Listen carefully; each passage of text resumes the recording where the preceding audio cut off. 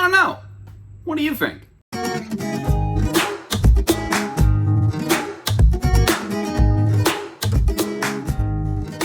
Welcome everybody, Josh the RV Nerd of Bish's RV here with another brand new floor plan from Jayco. Well, not a brand new floor plan, a brand new floor plan to Jayco. This might look fairly familiar in terms of layout if you can imagine it. That's a hint. What defines this one, maybe differently. Maybe you like it, maybe you don't. I don't know. I want to help you find your second camper the first time, so let's start peeling this onion apart layer by layer. Like, speaking of layers, the sidewalls have Asdel layering in them. The sidewalls do not use wood paneling, so it's a composite sidewall structure. We have Goodyear Endurance radials on these. The underbelly is enclosed and forced air heated. A really respectable front pass-through compartment. And if my eyes aren't tricking me here, I do believe that's a true queen bed. Jay Feather, it seems like after all these years of everybody just saying, please just give us a true queen, they're finally doing it, and personally, I'm really excited to see it. But what's cool about this floor plan, it comes in under 30 feet pretty safely.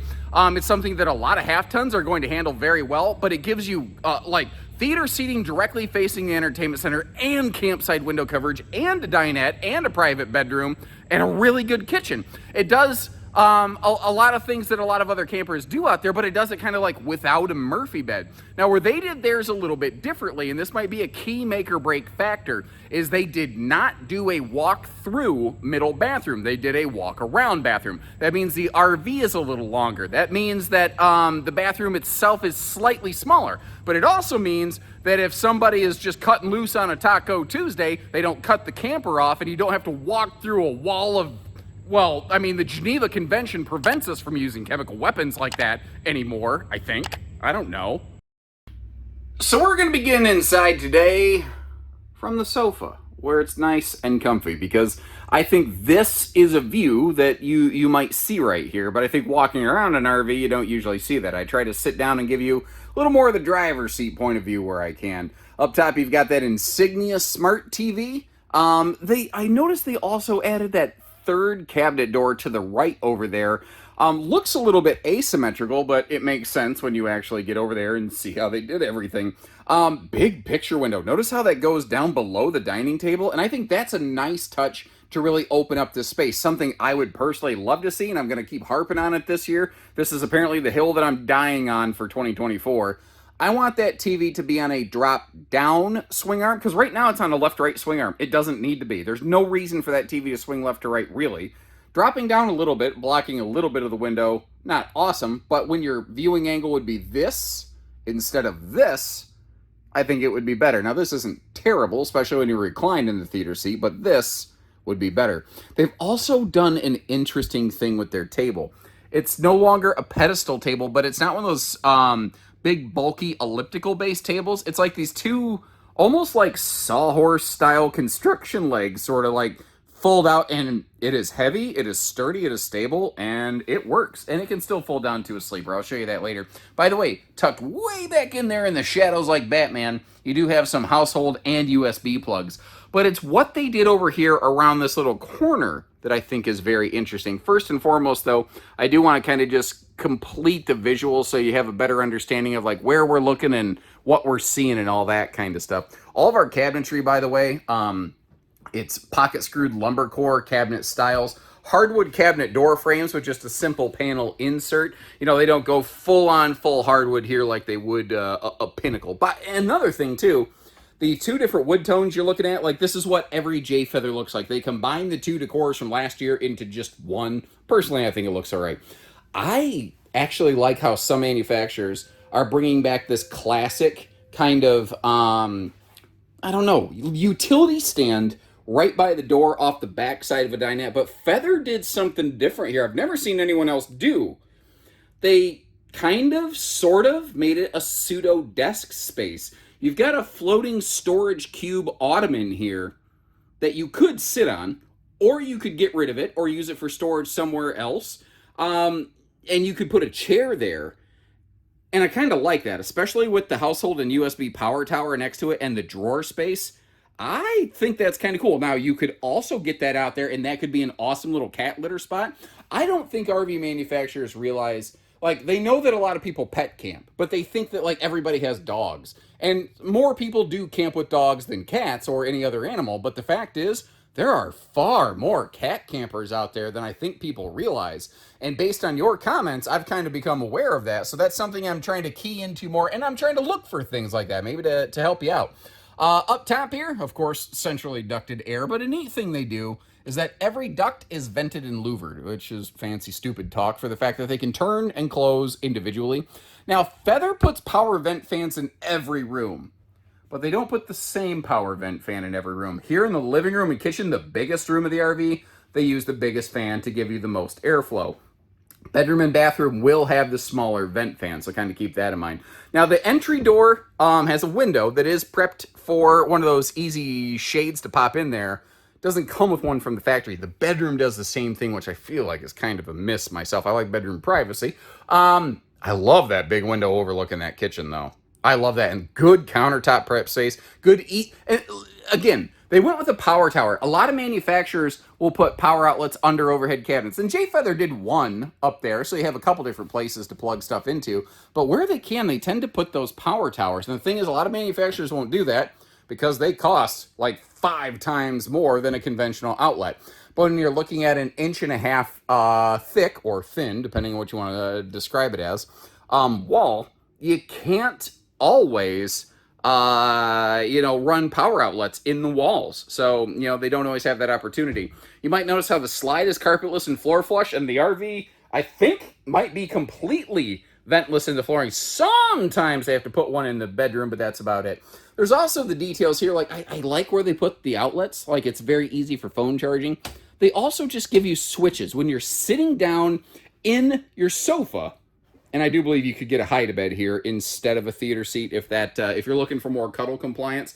The thing is, this is all sectional. If you want to remove that toothpick middle armrest, you actually could if you wanted more of a love seat. So kind of keep that in mind. You'll have a little extra gap space left in the slide, but it's a thing that you can do.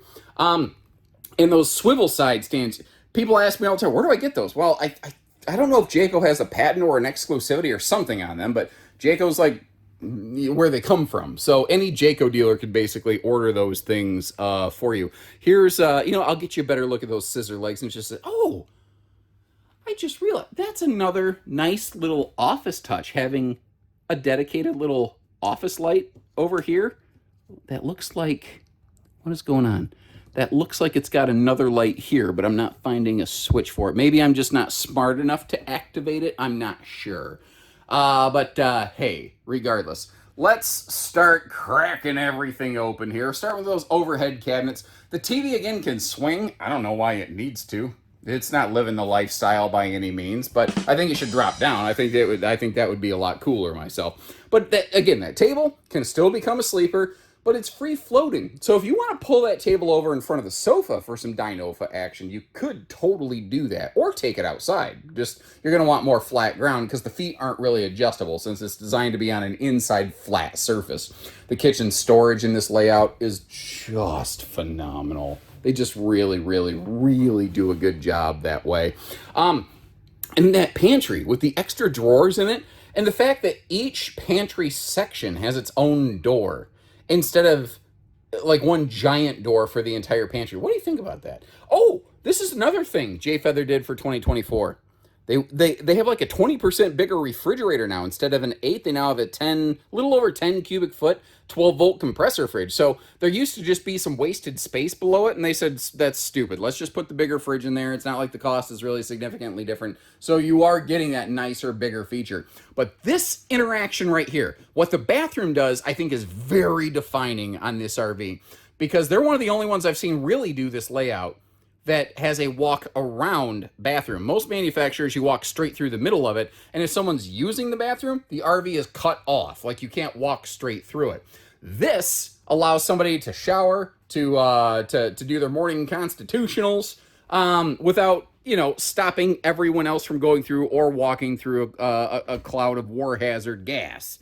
The downside to this, I'm just eyeballing it, I think when this RV slide closes, it means that you will now have two-stage travel access instead of direct full front-to-back travel access. So for some people, that's a little bit of a hiccup. Now, you do have a little bit bonus linen storage or shampoo storage or something, utility storage up here. You notice that when I was on the toilet doing my toilet selfie champion routine, I didn't bonk my noggin against it and scrape off more of my scalp and lose more hair.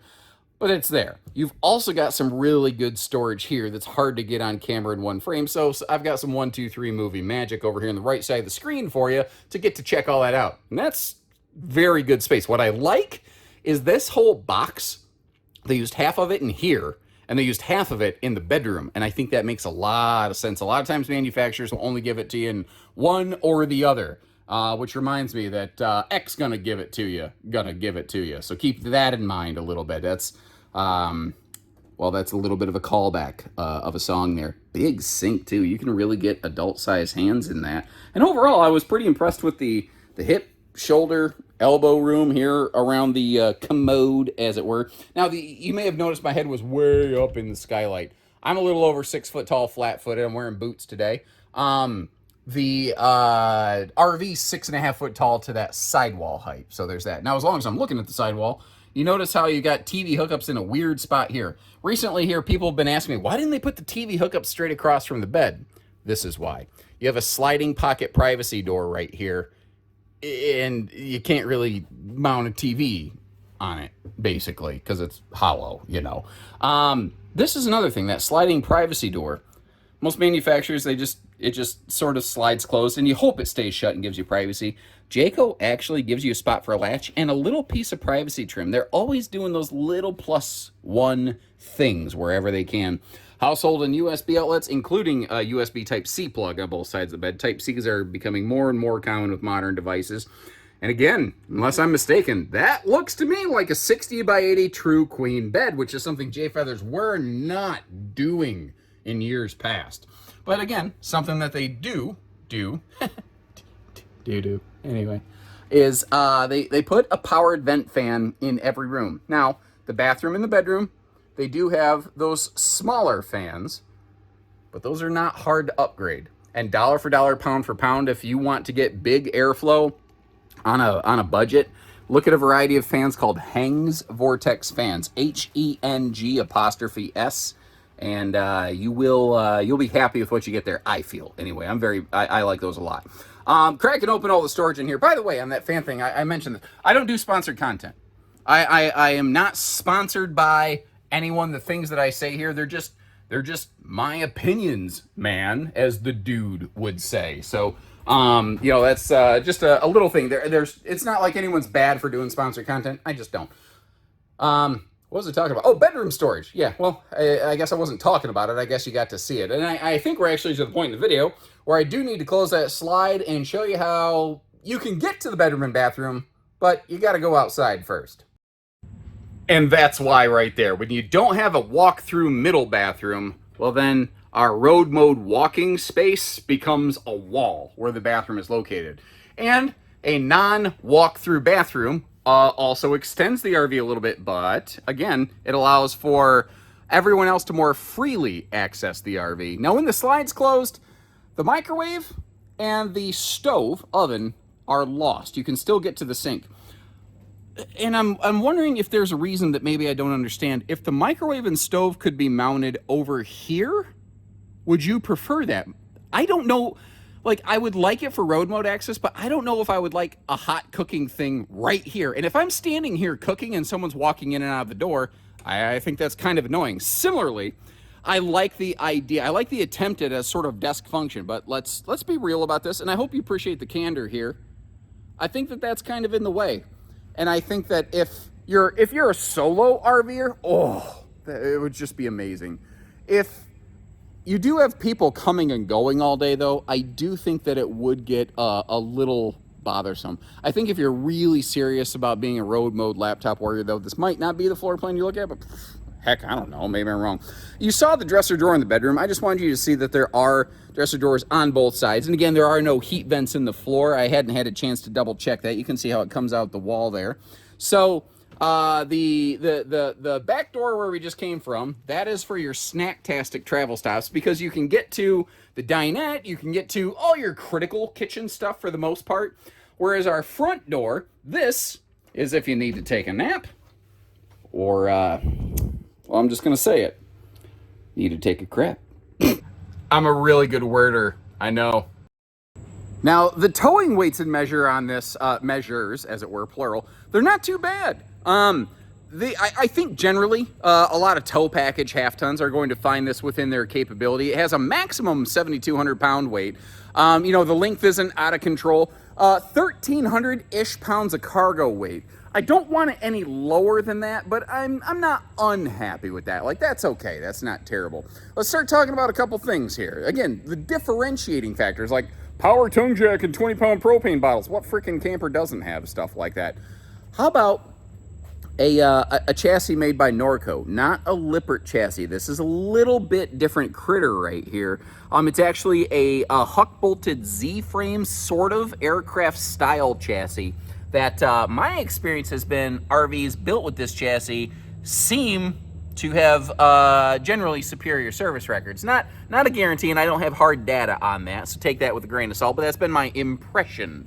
Kind of like the Mighty Boss tones. That's the impression that I get. You might notice too, they call it their rock solid stabilizers. They use a different type of stabilizer instead of the traditional scissor jack. They're using one that basically has, if you're familiar with the strong arm stabilizer jacks, effectively has one of those built in on it. And look at the awning space. J-Feather is awesome for this. And that's the funny thing, like if you look at J-Feather, they're the size of a lot of other things. Like they're a similar size to an Alpha Wolf, a Heritage Glen, but they often run a few dollars more than a lot of those other brands because they do things like put a little bit bigger awning on there. Now, those other brands I mentioned, they have some very good qualities that eclipse certain things that this Jayco doesn't do as well. That's why I give you all these different videos. But Feathers, generally speaking, do have a couple more details affixed to them. They are prepped and ready for a full observation camera suite, which is kind of cool. And if you notice, they are very good about giving us a large pass-through over here. My only nitpick on this is just that battery disconnect in the distance. I wish that was just mounted up higher, but I like how they even finish it off very cleanly in the ceiling area of the pass-through. It's those extra details. It's like if they're paying attention to that, I feel like they're paying more attention to other places that I can't see. Now, as I say that, you see a wire hanging down from the ceiling of that pass-through by the driver's side baggage door, and you're like, well, that doesn't look good. That is there by intent. It is hanging out to be easy to access.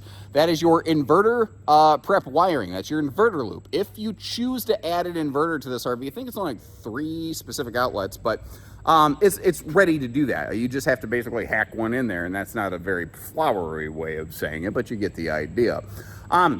It doesn't have a ton of campsite windows, but it's got it where it counts. You know, it's got that big window straight off the dining, straight off the sofa. And what's kind of nice too, I'll have some people comment, I think reasonably, a lot of floor plans will give us campsite windows with a sofa. Well, this shot ended up just being reflective. I was trying to show you the sofa inside, and this did not pan out anything how I wanted. Anyway, I'm not Steven Spielberg, you know, I didn't direct Jaws or whatever James Cameron movies are out there. You get the point.